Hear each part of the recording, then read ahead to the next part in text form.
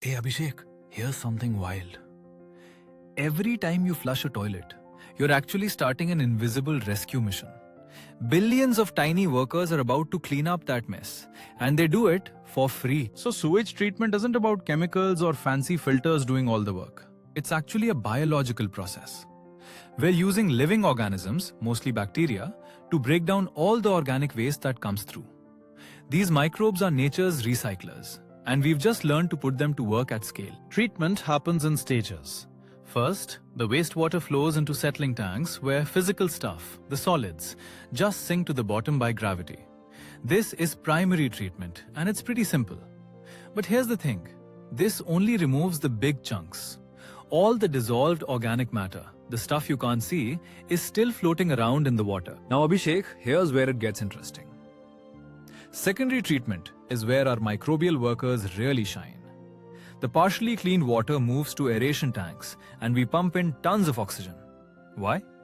Because we're creating the perfect environment for aerobic bacteria. Bacteria that need oxygen to survive. And when they're happy, they devour organic pollutants like it's an all-you-can-eat buffet. Let's zoom in on what's actually happening. These bacteria break down complex organic molecules, proteins, fats, carbohydrates, into simpler stuff like carbon dioxide and water. It's basically respiration, the same process your cells use. But these microbes are doing it to waste.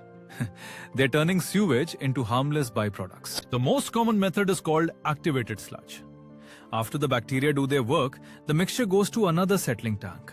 The bacteria clump together and settle out as sludge. Here's the clever part. We recycle some of that sludge back to the aeration tank. Why? Because it's full of active, hungry bacteria ready to clean the next batch of wastewater. Now, the excess sludge that we don't recycle? It goes to anaerobic digesters. These are sealed tanks with no oxygen. Different microbes thrive here, ones that don't need oxygen. They break down the sludge further and produce biogas, mostly methane, which we can actually capture and use as energy. So we are literally turning waste into fuel. After all this biological treatment, the water goes through final disinfection, usually with chlorine or UV light, to kill any remaining pathogens. And then it's clean enough to release back into rivers or the environment. The whole process takes hours, but it works because we're working with nature, not against it. So let's bring this together. Sewage treatment isn't about high-tech machinery. It's about understanding biology and putting microbes to work. From aerobic bacteria in aeration tanks eating organic waste to anaerobic bacteria producing biogas, these tiny organisms are doing the heavy lifting. And we're just creating the right conditions for them to thrive. Pretty elegant solution, right? Great job following along, Abhishek.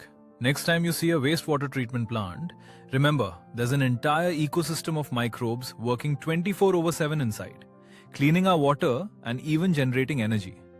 Nature's got some pretty amazing solutions when we learn to work with it.